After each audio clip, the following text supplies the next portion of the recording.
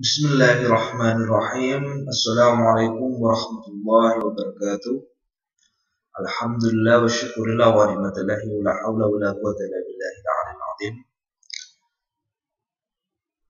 Puji syukur kehadirat Allah Subhanahu wa taala atas segala rahmat dan nikmat-Nya yang diberikan kepada kita semua sehingga kita bisa melaksanakan perkuliahan pada hari ini dengan keadaan sehat walafiat. Salawat serta salam tak lupa kita aturkan kepada Nabi besar Muhammad sallallahu alaihi wasallam. Saudara-saudara sekalian, pada kesempatan kali ini kita akan membahas tentang profesi dan profesi hukum bagian ke-1, yang mana pada materi kali ini kita akan lebih membahas tentang profesi dari 3 aspek. Yang pertama mengenai pengertian profesi dan profesional, karakteristik profesi dan prinsip-prinsip profesi. 3 hal tersebut teman-teman merupakan bagian terpenting dari sebuah profesi. Karena untuk itu sangat penting sekali kita memahami konteks yang kita sebut sebagai profesi sebagai langkah yang tepat untuk bisa memahami apa fungsi profesi tersebut dan pentingnya sebuah profesi tersebut. Teman-teman, berdasarkan dari beberapa pengertian, salah satunya dari secara etimologis ya, profesi itu berasal dari bahasa Inggris, seperti halnya yang saya katakan sebelum-sebelumnya, bahwa dalam bahasa Inggris profesi itu disebut sebagai profession, ya, hampir sama dengan makna ataupun serapan kata dari bahasa Indonesia yang mempunyai arti yaitu sebuah pekerjaan. Dalam bahasa Latin, profesi itu disebut sebagai professius, yang berarti mampu atau ahli dalam suatu pekerjaan. Namun dalam kamus bahasa Indonesia, profesi itu diartikan sebagai pekerjaan yang dilandasi oleh sebuah keahlian atau keterampilan, ya, atau skill, ya, kejujuran dan sebagainya. Nah, sedangkan profesional adalah bersangkutan dengan profesi yang mana memerlukan kepandaian khusus untuk menjalankannya dan mengharuskan adanya pembayaran untuk melakukannya. Artinya ada sesuatu yang harus dibayar ketika menggunakan suatu layanan profesional. Teman-teman sekalian, ya, profesi ini ya bisa juga diartikan sebagai pekerjaan yang mendapatkan imbalan atau uang. Nah, dalam pengertian yang lebih teknis atau sempit ya, profesi diartikan sebagai setiap aktivitas yang dilaksanakan berdasarkan pendidikan dan keahlian serta tentang pengalaman tertentu dengan menerima bayaran.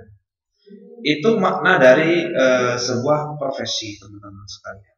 Namun secara singkat ya teman-teman, definisi dari profesi adalah sebutan untuk jabatan pekerjaan, di mana orang yang menyandangnya mempunyai keahlian khusus yang tidak sembarang orang memiliki, yang diperoleh melalui baik itu training, pendidikan dan pengalaman kerja yang lainnya. Itu sebuah profesi. Ya. Namun secara terminologi profesi paralel dengan profesionalitas yang dicirikan dengan 3 karakter penting, teman-teman. 3 karakter penting yang pertama adalah keterkaitan profesi tersebut dengan disiplin ilmu. Artinya ada hubungan konektivitas antara profesi dengan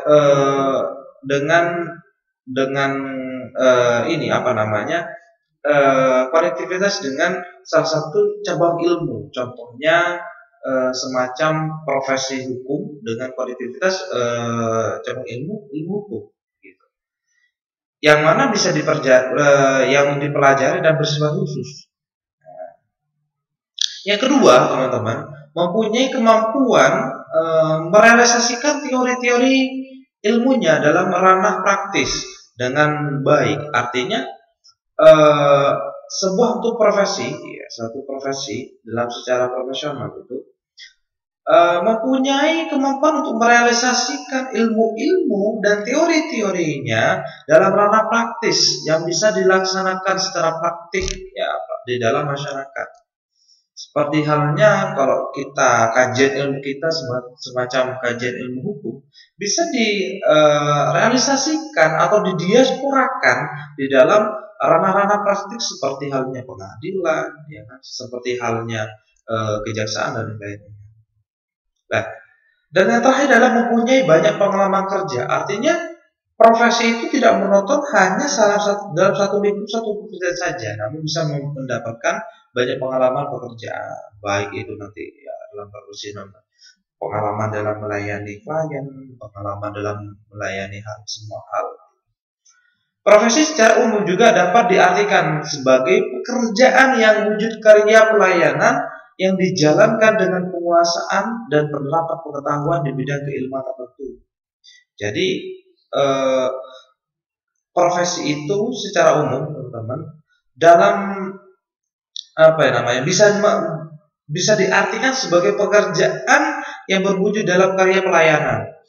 Baik itu seperti kayak pelayanan ya, seperti halnya kalau saya contohkan pada profesi kita, seperti halnya advokat, melakukan pelayanan umum, yang mana untuk sebagai penerapan atau penguasaan pengetahuan di bidang ilmu tertentu, yaitu ya tidak jauh dengan ilmu hukum itu sendiri.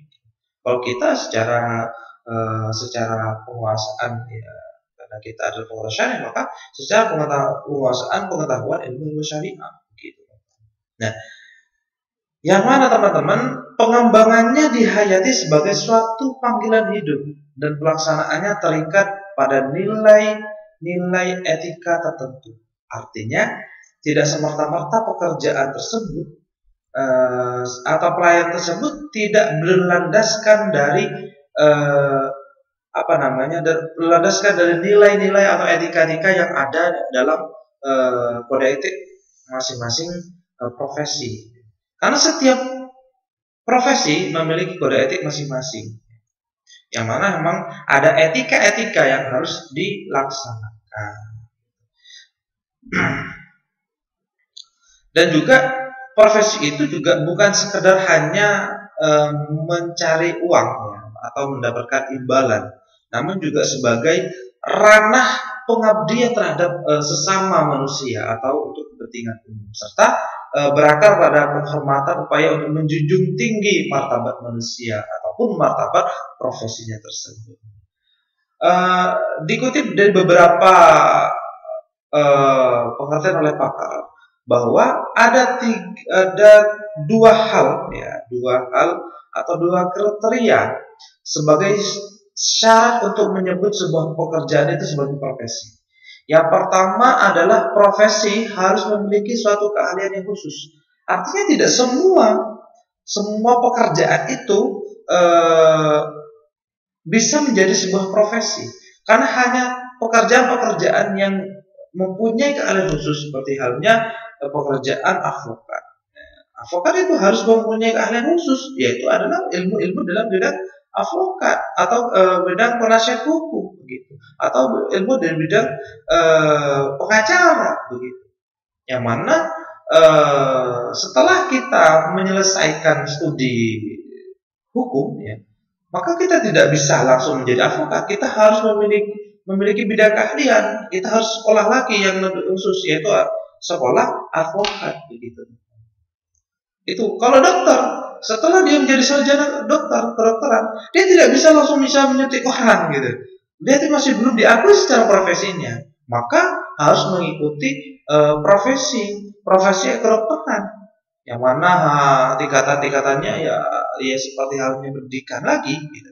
Pendidikannya tidak sama seperti pendidikan sarjana, yang mana memang sudah ada SKS tertentu yang dibentuk oleh profesinya ataupun atas izin dari pemerintah untuk bisa diterapkan begitu teman-teman. Nah, seperti halnya dokter, perawat dan sebagainya itu tidak bisa mereka itu meskipun sudah pendidikannya sudah selesai, maka harus dilanjutkan dengan pendidikan keahlian khususnya itu, maka untuk menjadi seorang profesi. Dan yang kedua teman-teman, mengenai kriteria dapat disebutkan sebagai profesi, yaitu adalah profesi harus dilengkapi dengan kecakapan diagnostik dan kompetensi aplikatif. Dan yang ketiga adalah memiliki kode etik. Artinya teman-teman sekalian, semua profesi itu harus mempunyai diagnostik dan kompetensi aplikatif yang memang harus cakap, harus betul-betul memiliki sebuah kompetensi yang tidak dimiliki oleh kompetensi dari pekerjaan lainnya.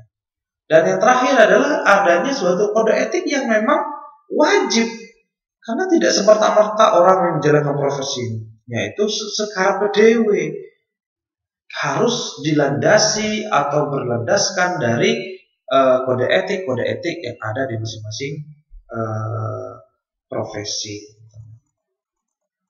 Teman-teman sekalian,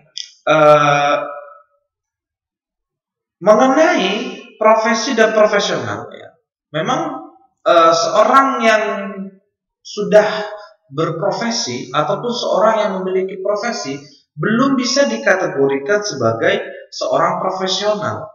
Kenapa begitu? Karena seorang profesi harus menjalankan kriteria ataupun karakteristik yang harus sesuai dengan profesinya, baru dia akan dianggap sebagai profesional. Untuk itu, dalam suatu pemahaman, seorang profesi itu tidak bisa dikatakan menjadi seorang profesional apabila masih belum bisa melaksanakan kegiatan-kegiatan yang sesuai dengan kode etik masing-masing dan sesuai dengan kepentingan umum, bukan kepentingan khususnya. Untuk itu tidak semua seorang profesional, ya, seorang profesi dianggap sebagai orang yang profesional. Karena pekerjaan yang dijalankan berdasarkan pendidikan, keahlian dan pengalaman khusus itu disebut sebagai profesional. Artinya pendidikannya sudah betul, seorang sarjana hukum. Keahliannya sudah betul, seorang keahlian yang ilmu hukum atau keahlian hukum, baik dalam bidang advokat ataupun jaksa dan lainnya. Dan pengalaman khususnya juga betul, sudah, baru itu disebut sebagai profesional. Jadi ada profesi yang sudah profesional. Jadi profesional bagi kebanyakan orang dimaksud sebagai pekerjaan yang telah diakui sebagai suatu profesi, sehingga apa saja yang dikerjakan dengan keahlian dan pendidikan khusus disebut profesional.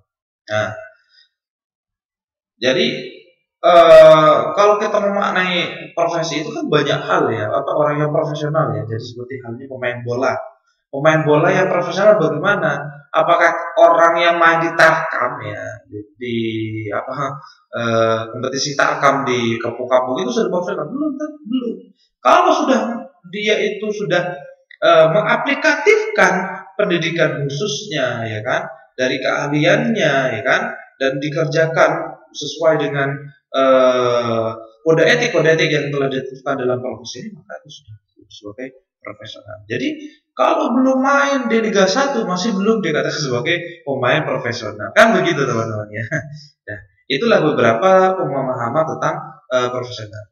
Profesional seringkali teman-teman dibedakan dibedakan dengan amatir. Artinya ada lawan kata dari profesional, yaitu adalah amatir. Jadi kalau masih amatir, ya pemain yang masih belum pro, ya. Kalau dalam orang yang gamers, ya, kita semua bisa menjadi gamers.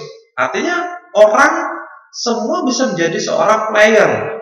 Player itu belum tentu dikatakan sebagai profesi. Kalau sudah bertindak profesi, maka sudah menjadi suatu lingkup yang profesional. Artinya orang yang sudah bisa main dan dia sudah punya bakat, punya keahlian khusus, dia direkrut oleh manajemen. Ketika sudah direkrut oleh manajemen, maka dia bermain untuk manajemennya ataupun bermain untuk sendiri, itu sudah dikatakan sebagai seorang yang profesional. Yang mana dalam pelaksanaannya orang profesional itu berdasarkan ilmu dan skill pengetahuan dan pengalamannya yang apa namanya istilahnya itu dilaksanakan oleh karena profesionalnya dia, karena dia memiliki suatu keahlian tertentu tersebut. Jadi kalau masih belum memiliki skill atau pengalaman yang lebih, maka belum bisa dikatakan sebagai profesional. Meskipun dia sudah namanya ada di top player gitu ya, di top player dalam game gitu ya. Saya contohkan dalam game tadi ya. Kalau dia belum punya manajemen, belum punya ini apa namanya tim dan sebagainya, maka belum bisa dia katakan sebagai profesional, orang yang pro ya. Oke lah dia pro player dalam gamenya, namun belum tentu dia profesional dalam pekerjaannya. Karena orang profesional dia bekerja itu sudah dibayar, dan perbedaan antara orang yang profesional dan amatir itu seperti halnya bisa dilihat dari gajinya. Kalau orang profesional bisa lihat gajinya lebih tinggi, sedangkan amatir masih rendah. Dengan demikian teman-teman, profesional diartikan sebagai orang yang memiliki profesi atau pekerjaan yang dilakukan atas dasar kemampuan yang tinggi dan berpegang teguh kepada nilai moral yang mengarahkan dan mendasari dari perbuatan. Atau orang yang hidup dengan cara mempraktikkan suatu keterampilan dan keahlian tertentu atau mendapatkan imbalan besar sepadan dengan kemampuan profesionalnya, atau yang kita sebut sebagai well educated, well trained, dan well paid.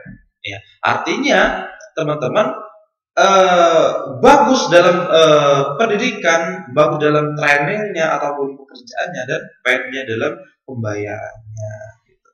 Nah, teman-teman sekalian, tidak cukup hanya sebagai seorang profesional ya, hanya menjalankan suatu pekerjaannya tanpa dilandasi oleh tanggung jawab. Karena pengemban profesi yang telah menjadi seorang profesional, teman-teman, secara personal atau secara pribadi bertanggung jawab terhadap mutu pekerjaan dan pelayanan yang dijalankannya. Artinya tidak semerta-merta mereka sudah memiliki kriteria dari sebuah profesional bisa dikatakan sebagai orang yang profesional secara aspek pribadi.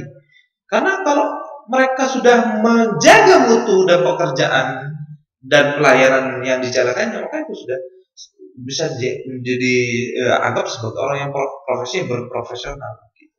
Ya, seorang profesional adalah seorang yang harus memiliki tanggung jawab tinggi terhadap profesi di satu sisi dan terhadap orang lain yang memanfaatkan profesinya. Artinya antara dia menjaga nama baiknya sendiri dan juga menjaga nama baik dari pemakai dari pelayanan dari profesinya. Artinya teman-teman, dia seorang profesional harus bertanggung jawab secara tinggi, atau bertanggung jawab menjaga mutu pelayanannya, bertanggung jawab menjaga nama baik profesinya dan sebagainya. Tanggung jawab profesi berarti mencakup kemampuan intelektual yang berbasis pada ilmu pengetahuan tertentu, teman-teman, dan kecakapan teknis tertentu atau kompetensi, serta integritas pribadi yang tinggi berupa kesungguhan, kejujuran, kedisiplinan menjalankan profesi tersebut, dan aspek-aspek nilai yang menempatkan profesi dan pengembangan profesi sebagai profesi yang terhormat dan terpercaya. Jadi itulah profesi dan profesional, teman-teman, yang bisa saya sampaikan pada materi ini. Selanjutnya kita masuk pada materi tentang karakteristik profesi. Profesi memiliki karakteristik tersendiri yang membedakannya dengan pekerjaan yang bukan profesi, teman-teman. Bahkan antara suatu profesi dengan profesi lainnya memiliki perbedaan-perbedaan. Ya, tidak bisa disamakan karena karakteristiknya juga berbeda. Seperti halnya karakteristik orang profesi hukum dengan profesi kedokteran, dengan profesi kesehatan sangat berbeda. namun memang ada bisa ada kesamaannya juga gitu. Baik dalam segi pelayanannya, gitu, dalam segi pendidikan khususnya, dan dalam segi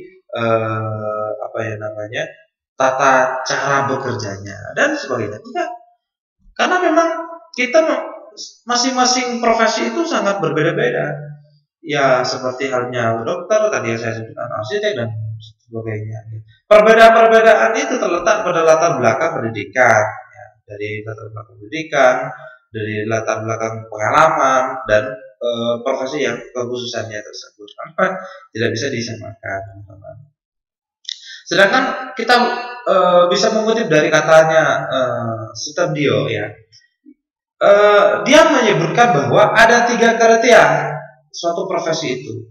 Yang pertama, profesi itu dilaksanakan atas dasar keahlian yang tinggi, dan karena itu hanya dapat dimasuki atau dilaksanakan oleh orang yang telah menjalani pendidikan dan pelatihan teknis yang amat lanjut. Artinya tidak berhenti di situ.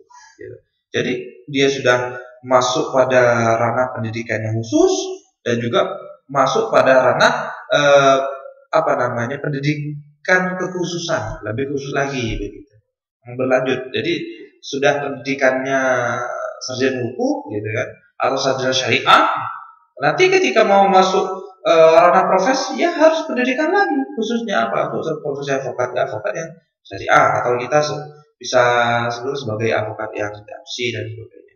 Dan yang kedua, teman-teman, profesi mensyaratkan agar keahlian yang dipakai selalu berkembang secara nalar dan dikembangkan dengan teratur sering dengan kebutuhan masyarakat yang dilayani atau yang dibutuhkan oleh masyarakat itu seperti apa. Oleh itu, profesi yang menguasai keahlian profesional tersebut atau dengan kata lain adalah standar keahlian tertentu yang dituntut untuk dikuasai. Artinya, teman-teman, sebuah profesi itu atau sebuah keahlian dalam profesi itu harus bisa berkembang dengan nalar pikir atau dikembangkan sesuai dengan harapan atau permintaan yang ada di pasar atau permintaan yang ada di masyarakat. Artinya sebuah profesi harus dinamis, tidak boleh tetap atau monoton. Dia berkembang karena pola pikir dan kegiatan masyarakat. Karena masyarakat ini kan berkembang. Masyarakat atau manusia ini berkembang dari peradaban ke peradaban. Begitu juga dengan profesi. Kalau profesi itu harus juga berkembang dengan antara peradaban-peradaban, mengikuti permintaan pasar atau mengikuti permintaan dari masyarakat luar. Maksudnya masyarakat di luar, ya, di luar profesi gitu. Dan ketiga, teman-teman, profesi selalu mengembangkan pranata dan lembaga untuk mengontrol agar keahlian profesional didaya gunakan serta bertanggung jawab, bertolak diri terhadap pengabdian yang tulus tanpa pamrih, dan semua itu dipikirkan untuk kemaslahatan umat. Artinya profesi itu ada pengembang pranatanya yang dilakukan oleh sebuah organisasi sebagai lembaga pengontrol, lembaga pengontrol keahlian-keahlian profesional ini. Seperti halnya profesi avokat, ada lembaga organisasinya ya, seperti APSI, seperti Peradi dan sebagainya. Yang mana lembaga ini sebagai pengontrol keahlian-keahlian profesional dari seorang avokat tersebut, untuk didaya gunakan sebagai pertanggungjawaban dan sebagai pengabdian juga, dan juga untuk kepentingan masyarakat umum dan kemaslahatan manusia. Itu 3 hal yang dikatakan Sudibyo sebagai kriteria dari profesi atau karakteristik dari profesi. Sedangkan teman-teman, menurut Krill O'Hell yang diikuti dalam David Nellen, ada 14 karakteristik dari seorang profesi. Yang pertama adalah konseptual karakteristik, artinya karakteristik yang intelektual, yang pengkonsep, yang berpikir, bernalar. Yang kedua adalah mastery of theoretical knowledge atau penguasaan pengetahuan teoritis, menguasai tentang pengetahuan secara teori. Jadi kalau orang yang tidak memahami teori dan tidak mau menguasai teori, ya itu bukan karakteristik dari seorang profesional atau profesi. Dan yang ketiga teman-teman, yaitu capacity to solve problem, artinya mempunyai kapasitas untuk menyelesaikan masalah. Jadi seorang profesi itu memiliki karakternya harus bisa menyelesaikan masalah, bukan menambah masalah, begitu ya. Dan yang keempat, use of practical knowledge, penggunaan pengetahuan secara praktis. Artinya untuk menjalankan profesinya harus menggunakan knowledge, pengetahuan, ilmu pengetahuan. Dan yang yang kelima, self change, peningkatan diri. Jadi tidak boleh berdiam diri, harus terus berkembang. Jadi seorang profesional sebagai personal yang harus mengembangkan dirinya sendiri. Jadi tidak boleh berhenti di situ. Sudah menjalankan profesi dan lain sudah ya seperti itu dan menjalankan profesi. Dan seperti harus terus belajar. Yang selanjutnya yaitu format training atau pelatihan formal. Jadi seorang profesi harus mengikuti pelatihan-pelatihan formal yang ada di setiap masing-masing profesinya. Untuk itu, teman-teman, sepengalaman saya, seorang notaris yang sudah jadi notaris itu dituntut untuk selalu mengikuti pelatihan-pelatihan formal yang ada dilakukan oleh seorang lembaga notaris ataupun pendidikan-pendidikan kenotariatan lainnya. Kenapa seperti karena untuk mengembangkan dirinya sendiri. Satu, itu juga mendapatkan informasi yang terbarukan tentang pengetahuan dalam bidang profesinya. Yang selanjutnya yaitu adalah career detailing dengan mandat, artinya seorang profesi itu diberikan ada mandatnya, tidak merta-merta dia mempunyai karakteristik sebagai itu dia tidak mempunyai mandat, maka dia belum dikatakan sebagai profesi itu. Karena seorang profesi itu, saya contohkan sebagai advokat aja, dia mendapatkan mandat setelah dia disumpah. Kalau belum disumpah sebagai profesi advokat, maka dia tidak bisa dikatakan sebagai profesi. Masih belum, bukan tidak bisa, belum. Yang selanjutnya yaitu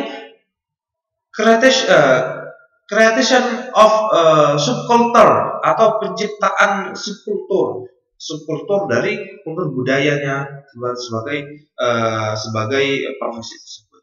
Yang selanjutnya, yang ke berapa ini? Yang ke-7 ya, ke-8.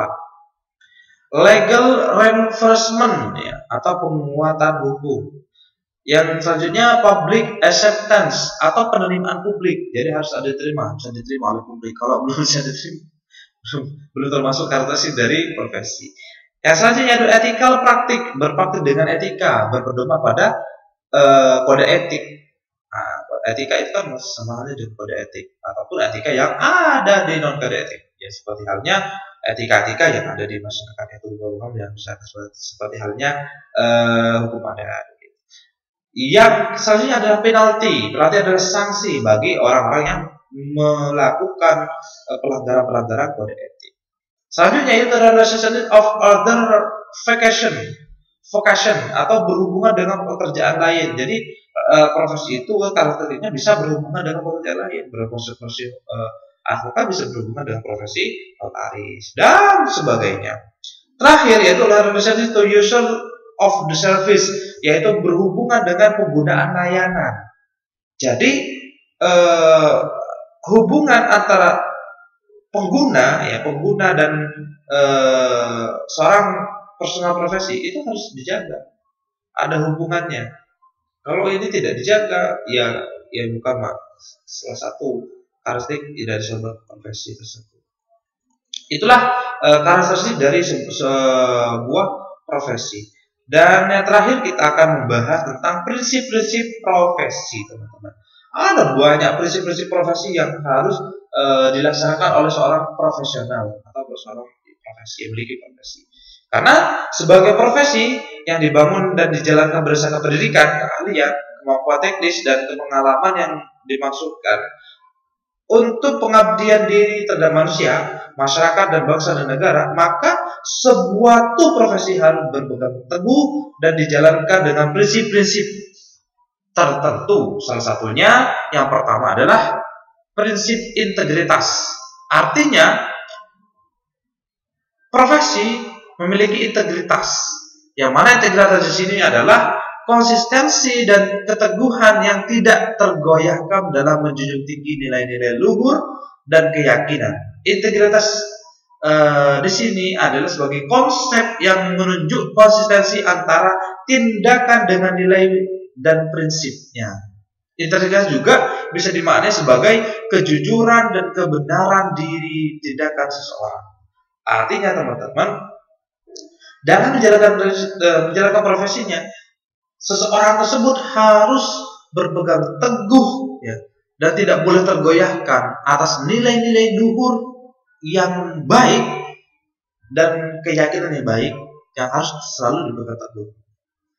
Dalam hal pada saat ini kan integritas ini sangat dipentingkan gitu.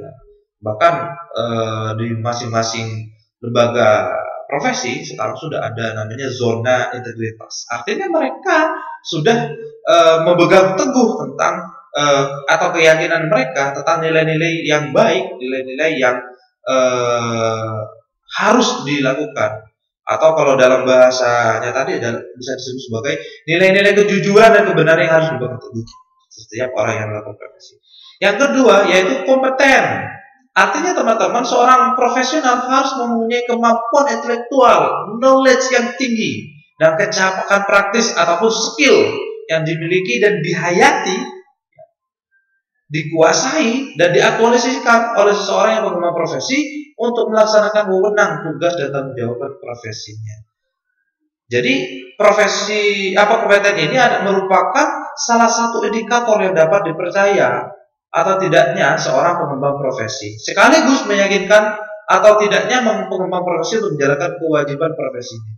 Jadi harus mempunyai kompetensi diri sesuai dengan kemampuan intelektual, kecakapan skillnya yang harus dimiliki dan dikuasai dan diaktualisasikan dalam bentuk pelaksanaan tanggung jawabnya sebagai pengembang profesi. Yang ketiga adalah komitmen. Jadi prinsip-prinsip yang ketiga dalam profesi adalah komitmen. Komitmen di sini adalah pengakuan seutuhnya sebagai sikap yang sebenarnya yang berasal dari watak yang keluar dari dalam diri seseorang, bahwa dirinya sebagai pengembang profesi dan berjanji sepenuh hati untuk menjalankan wewenang dan tugas profesinya ya dengan sungguh-sungguh atas dasar nilai-nilai kebaikan. Artinya memiliki komitmen yang tinggi ya, memiliki komitmen tinggi yang memang keluar dari watak atau berasal dari dirinya sendiri sebagai pengembang profesi yang berjanji untuk menjalankan wewenang dan tugas dan tanggung jawabnya dengan sungguh-sungguh dalam nilai-nilai kebaikan. Selanjutnya yaitu yang prinsip-prinsip selanjutnya yaitu disiplin. Nah ini ya, disiplin ini. Karena disiplin itu mudah tapi susah untuk menjalankannya ya. Banyak orang-orang yang gagal di sini. Orang-orang mungkin seorang profesi itu harus memegang teguh yang namanya kedisiplinan. Karena kedisiplinan sangat penting sekali teman-teman. Disiplin itu merupakan salah satu seorang itu menuju sebuah profesional yang sukses. Kalau belum bisa disiplin maka orang itu belum dikatakan sebagai seorang yang sukses ya. Karena pengembang profesi harus memiliki jiwa dan pikiran untuk patuh pada aturan, pada etika, pada janji, pada waktu dan tempat yang tercerminkan dalam ucapan dan tindakan. Karena sesuai dengan saya tadi, kalau orang yang tidak disiplin ya, contohnya ya, sudah janjian sama sama kliennya gitu, tapi janjinya nggak jadi mati. Ya ini kan orang yang nggak disiplin, maka itu bukan satu prinsip yang dipegang teguhkan. Jadi prinsip yang harus dipegang teguhkan adalah seorang yang disiplin, yang mampu mengemban profesinya dengan baik.